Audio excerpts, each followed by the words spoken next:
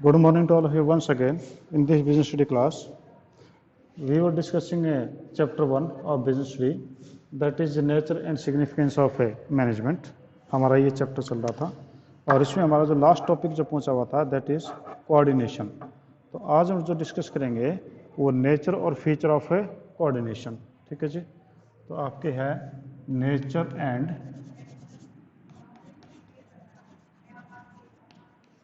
And features of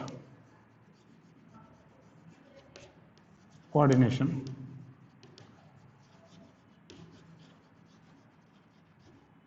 nature और features of coordination हम इसकी बात करते हैं. ठीक है जी. तो यानी आपकी नेचर क्या है इसकी कोऑर्डिनेशन की. पहला है coordination integrate group efforts. Coordination integrates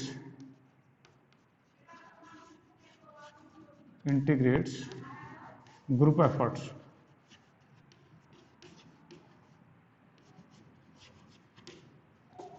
आपके जो है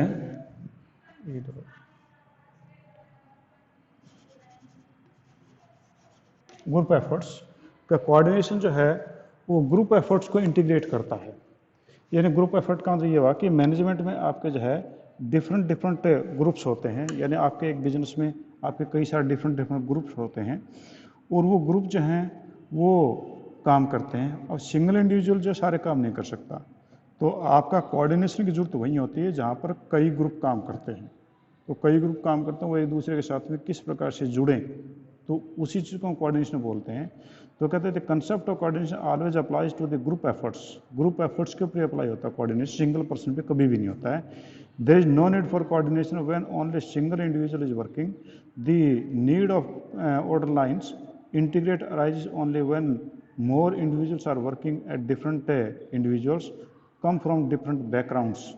क्योंकि जो डिफरेंट पीपल्स और डिफरेंट बैकग्राउंड से आए हुए होते हैं have different style of working.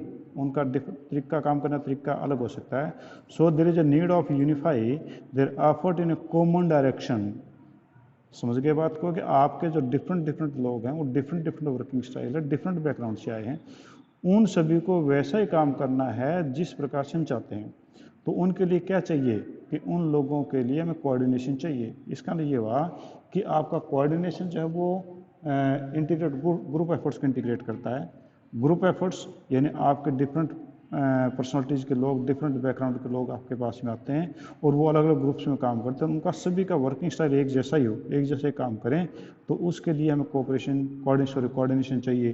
तो पहला जो है ये कोऑर्डिनेशन जो है वो ग्रुप एफर्ट को इंटीग्रेट करता है. दूसरा ensure unity of efforts. Second is ensure unity of efforts. Unity of efforts को इंश्योर करता है कि आपका जो एफर्ट्स हैं उनमें एक जैसी सभी में यूनिटी हो. Coordination always emphasis on unifying the efforts of different individual because conflicting efforts में कोज डैमेज टू द ऑर्गेनाइजेशन. कि आपका जो भी एफर्ट्स उनमें यूनिटी होनी चाहिए और उसको जो है कोऑर्डिनेशन जो है वो फिक्स करता है कि सभी जो एफर्ट्स हैं वो एक डायरेक्शन में ही चलें. और कई बार जो आपके पर्सनल जो गोल्स हैं वो आपके ऑर्गेनाइजेशन को डैमेज कर सकते हैं. तो आपके ऑर्गेनाइजेशन का नुकसान ना हो इसलिए यूनिटी ऑफ एफर्ट्स जो वो सबसे ज़्यादा ज़रूरी है. Main aim of every manager is to coordinate the activities and functions of all level to common goal. कि वो इस प्रकार से कोशिश करते हैं कि सभी एक्टिविटीज़ को एक कॉमन गोल के लिए वो जा सकें. ठीक है. हम यूनिटी डायरेक्शन को ऐसे कह सकते हैं कि coordination ensure all department to work in hand and create balance in all department. कि सभी डिपार्टमेंट का काम हाथों हाथ हो और सभी डिपार्टमेंट के अंदर जो है एक कोऑर्डिनेशन बना रहे. जैसे कि आप बुक में देखेंगे आपकी कंपनी किसके बराबर होती है. HR department plus purchase department plus sale department plus finance department is equal to company.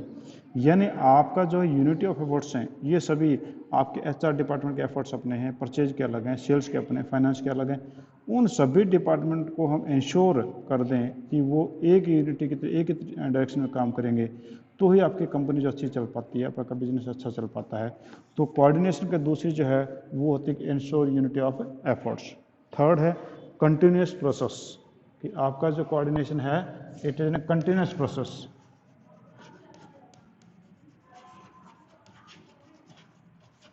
Continuous process कि आपका कोऑर्डिनेशन वन टाइम नहीं है, coordination is a continuous process, means it is non stopping function. तो कहता है कि it is a continuous function although the degree में भी वेरीज, डिग्री कम ज़्यादा हो सकती है, किसी जगह हमें ज़्यादा कोऑर्डिनेशन करना पड़ता है, किसी जगह कम करना पड़ता है।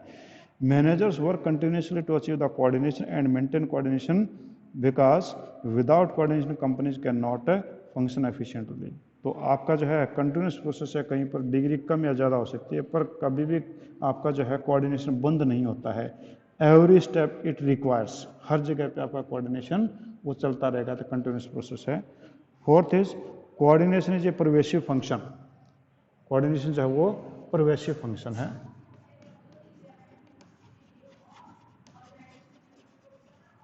Coordination as a pervasive function. आपका कोऑर्डिनेशन जो परवेसिव फंक्शन है, परवेसिव फंक्शन का मतलब कि हर जगह विराजमान है, means it is not only the lower level middle level but it exist on every level. Means coordination universal function, it requires all levels in all department and perform all the functions due interdependence of various activities on each other. ठीक है, यानी कि ये आपका जो है pervasive function है, आपका हर जगह पे ये चलता रहेगा। ठीक है, यानी कि ये नहीं कि ये केवल टॉप लेवल मैनेजमेंट ही करेगी, मिडिल करेगी, नहीं, ये सभी लोग करेंगे, टॉप मिडिल लेवल, और ये आपस में तो करेंगे, साथ साथ में अपने डिपार्टमेंट में करेंगे, यानी डिपार्टमेंट में काम करता है, ये सभी मैनेजमेंट लेवल पे काम करता है। Next is coordination is responsibility of all managers. Coordination is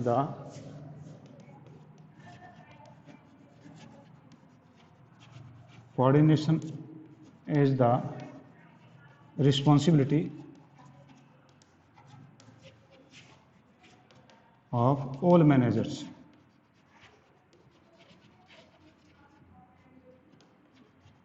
जो कोऑर्डिनेशन है वो सभी मैनेजर्स की रिस्पॉन्सिबिलिटी है, चाहे वो टॉप लेवल है, चाहे मिडिल लेवल है, चाहे लोअर लेवल के ऊपर है।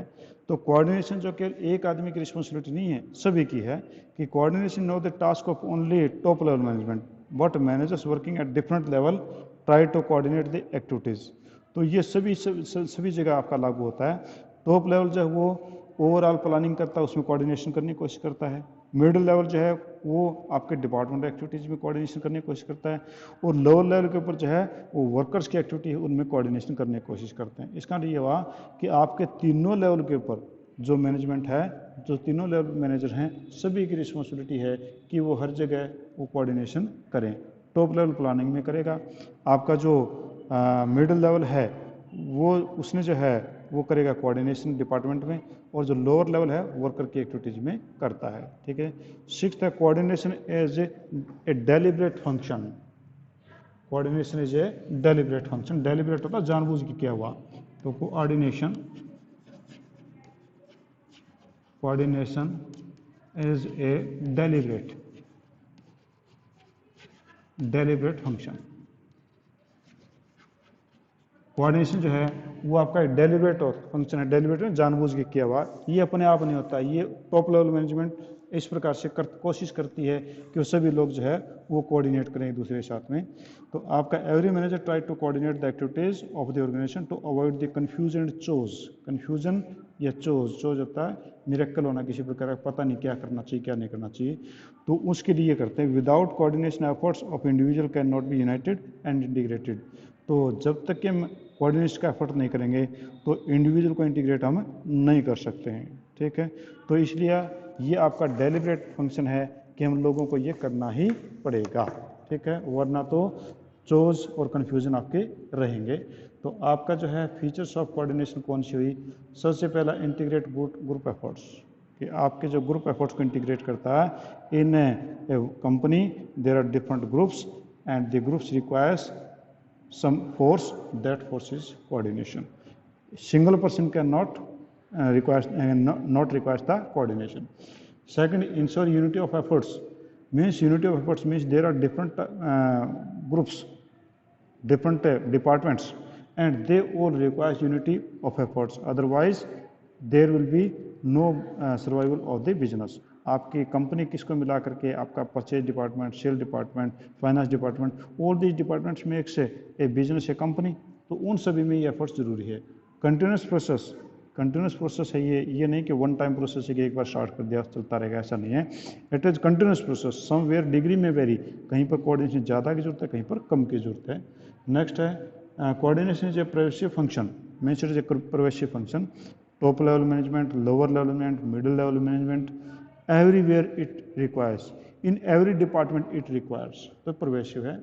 और coordination is the responsibility of all managers. सभी मैनेजर की रिस्पॉन्सिबिलिटी है. आपका टॉप लेवल है वो अपने लेवल पे कोऑर्डिनेशन करता है, मिड लेवल अपने लेवल पे, और लोअर लेवल अपने लेवल पे करता है. जैसे मैंने आपको बताया था, लोअर लेवल आपके वर्कर्स में कोऑर्डिनेशन करता है, मिडिल लेवल आपका डायरेक्शन में करता है, टॉप लेवल प्लानिंग में करता है. और coordination as a deliberate function. Coordination जब वो जानबूझ के करवाया जाता है by the top level management, वो एक दूसरे के साथ में ऐसे जुड़ जाते हैं कि they will coordinate to that person, they will coordinate to that person. तो इस प्रकार से आपकी ये फीचर्स हैं. हाँ जी, इसमें किसी को कुछ पूछना हो, anything you want to ask, features of coordination. नहीं तो हम लास्ट का टॉपिक है इसे चैप्टर का, वो हम आगे डिस्कस करेंगे. तो अगर कोई ऐसा है आपने पूछना है तो आप मेरे से पूछ सकते हैं. ठीक है जी. तो हम नेक्स्ट पे आते हैं जी. That is importance of coordination. Coordination की इम्पोर्टेंस से कौन सी हम देखते हैं.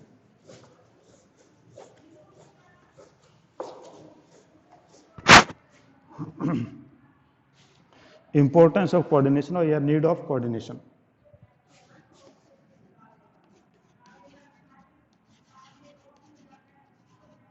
इम्पोर्टेंस ऑफ कोऑर्डिनेशन या हम कहें कि need of coordination.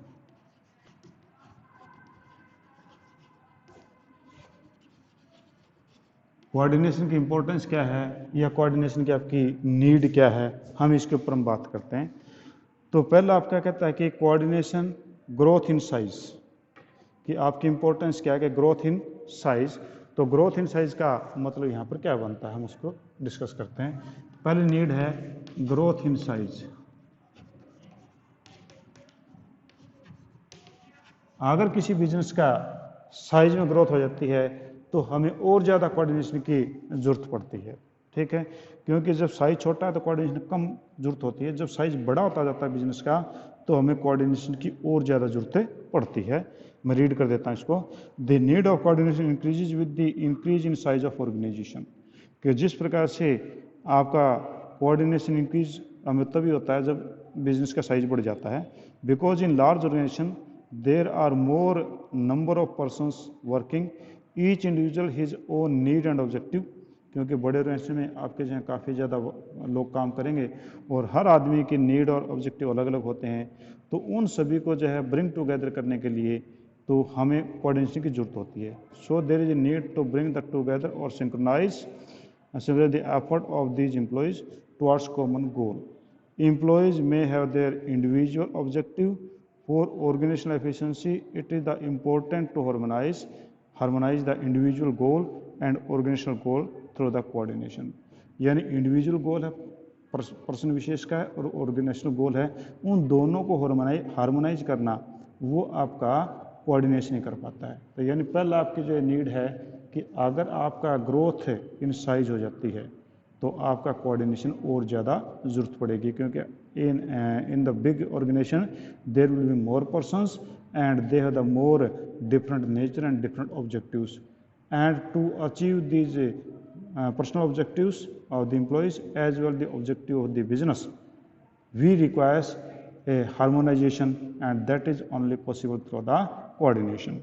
Second is functional differentiation. Functional differentiation.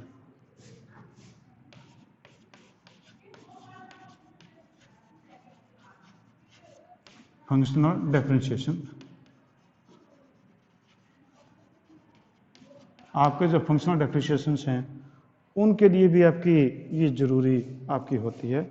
और फंक्शनल डेप्रिसिएशन का मतलब क्या हुआ कि आपके जो भी ऑर्गेनाइजेशन के फंक्शंस हैं वो डिफरेंट डिपार्टमेंट, डिफरेंट सेक्शंस और डिफरेंट डिविजन्स के अंदर बटे होते हैं, और कुछ लोग जो है वो इनके अंदर आइसोलेशन में काम करते हैं।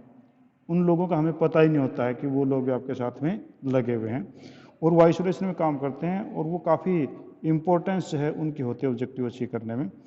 पर एक्चुअल में जो है ये डिपार्टमेंट सारे सारे इंटरलिंक और इंटरडिपेंडेंट होते हैं, इसलिए इन सभी एक्टिविटीज़ को साथ में लेकर के आना, जो डिफ्रेंशिएशन है, फंक्शनल डिफ्रेंशिएशन को कंप्लीट करना, वो भी जो कोऑर्डिनेशन के द्वारा ही हो पाता है, वरना तो पॉसिबल नहीं होगा।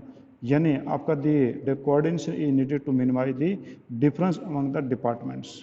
ठीक है, डिफरेंस अमंग द डिपार्टमेंट का ये हुआ आपका परचेज डिपार्टमेंट, सेल डिपार्टमेंट, आपका जो है फाइनेंस डिपार्टमेंट या दूसरे डिपार्टमेंट्स हैं। अब वो डिपार्टमेंट तो काम कर ही रहे हैं, पर उनके बैकग्राउंड में कुछ लोग भी काम कर रहे होते हैं जिनका आप लोगों को उन फोर्सेज का पता ही नहीं होता है, और वो भी जो है आपके सारे डिपार्टमेंट्स को बराबर चलाने के लिए, उनका हार्मोनाइजेशन करने के लिए वो ज़्यादा इम्पोर्टेंट है। यानी आपका फंक्शनल डिफरेंशिएशन है, जो काम का जो डिफरेंस है उन डिफरेंसेस को कम करने का काम भी जो है वो आपका कोऑर्डिनेशन करता है। यानी ये हुआ कि आपका परचेज डिपार्टमेंट और सेल डिपार्टमेंट है, दोनों डिफरेंट हैं। परचेज डिपार्टमेंट तो माल परचेज करता है, सेल डिपार्टमेंट सेल करता है, पर उनके बीच में जो डिफरेंसेस हैं उनको कोई ना कोई फोर्स जो कम करती है, और वो फोर्स आपकी कहलाती है कोऑर्डिनेशन। ठीक है जी। Specialisation, last is specialisation.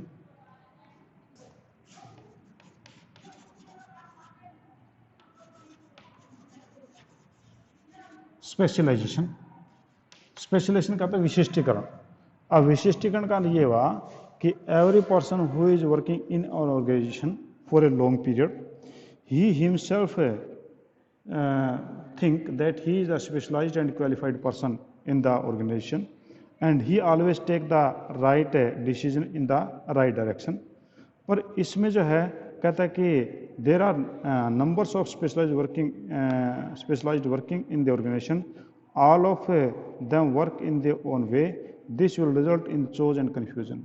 ये कहता है कि ठीक है कि you are the expert, you have the good experience and you take the decision in right direction, but that direction may create confusion or chores, और उन कन्फ्यूजन और चोज को जो ख़त्म करने का काम जो है वो आपका केवल कोऑर्डिनेशन ही करता है। तो यानी आपका कोऑर्डिनेशन जो है वो आपके स्पेशलाइजेशन का प्रॉपर यूजेस कर पाता है, कि आपके हर एक्टिविटीज़ को जो प्रॉपर वो यूज़ कर पाए आपके स्पेशलाइज एक्टिविटीज़ को। तो इसका ये होगा कि जो स्पेशलाइजेशन का बेनिफिट है वो ऑर्गेनाइजेशन को तभी मिलेगा अगर आपके यहाँ पर कोऑर्डिनेशन प्रॉपर होगा। ठीक है, तो ये आपका जो है इस चैप्टर का लास्ट टॉपिक आपके पास में था।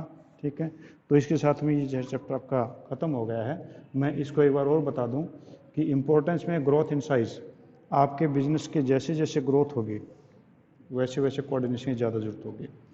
फंक्शनल डिफरेंशिएशन, आपके जो डिफरेंट फंक्शंस हैं आपका जो भी कंपनीज के अंदर हैं, उन फंक्शंस के अंदर आपका जो डिफरेंस है उसको कम से कम करना, ये भी आपका कोऑर्डिनेशन करता है।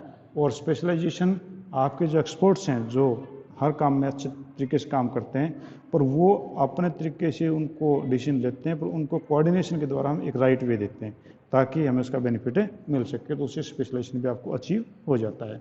तो ये आपके पास जो है 3 की इम्पोर्टेंस थी कोऑर्डिनेशन की।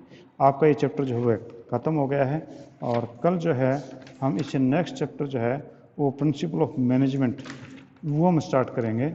इस चैप्टर से रिलेटेड आपने जो होमवर्क मैंने आपको बताया था कि आपने कॉपीज़ के अंदर होमवर्क करना है, और वो भी आपने इस तरीके से करना है कि वो आपके ऊपर छोड़ता हूँ, आप किसी प्रकार से इसको होमवर्क को कंप्लीट करिए, पर इस तरीके से करिए कि जब आपके फाइनल एग्जाम्स हों उस समय आपको बुक की मदद ना लेनी पड़े। यानी आप चाहे माइंड मैप है उसको एलिब्रेट कर लो, चाहे आप जो की पॉइंट्स उसको देख लो, यानी you are the better master of your problems. आप अपने उस प्रॉब्लम को कैसे सोल्व करेंगे, कि हम किस प्रकार से नोट्स तैयार करें कि आपको जब फाइनल एग्जाम के टाइम पे पूरी बुक के पास थ्रू ना होना पड़े। ठीक है, और ये कर करके आप मेरे को जो है 2 दिन में आप मेरे को पास में इसकी फ़ोटो कॉपी जो यानी आप जो है इसकी PDF बना करके मेरे पास होमवर्क की भेज देना, ताकि मैं उसको देख सकूँ। ठीक है जी। हाँ जी, कोई प्रॉब्लम है तो आप मेरे से पूछ सकते हैं। ठीक है, क्योंकि आज हमारा टॉपिक इतना ही चलेगा, ज़्यादा इसमें और नहीं है। हाँ जी, आप कोई चीज़ पूछना चाहते तो पूछिए मेरे से। चलो ठीक है जी, फिर आज हम इतना ही करते हैं, फिर हम मंडे मिलते हैं, सॉरी कल हम दोबारा से मिलते हैं। ठीक है, थैंक यू।